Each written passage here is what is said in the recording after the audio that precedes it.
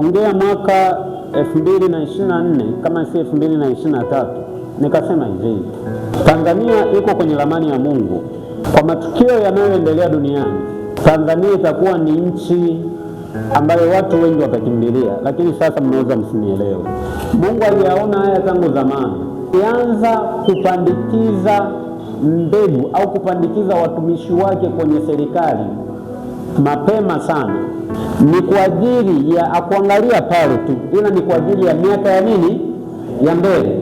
Angalia uongozi wa awamu ya 5 jinsi ulivyokuwa. Hayati Dr. John Pombe Magufuli alikuwa ni kiongozi mwenye hofu sana ya Mungu. Makamu wa Rais Dr. Philip Mpango alikuwa ni mtumishi wa Mungu, na Waziri Mkuu Kassim Majaliwa ni mtu mwenye hofu sana ya Mungu.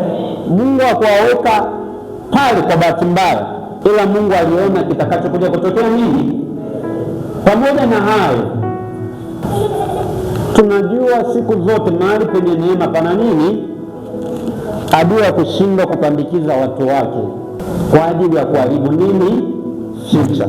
Mambo yanayoendelea, kumekuwa kuna matukio mengi ya ajabu sana, kamwe hayatoweza kuzuia mpango wa Mungu. Kwa hiyo ile structure, ile formula ya Mungu itajirudia Tanzania.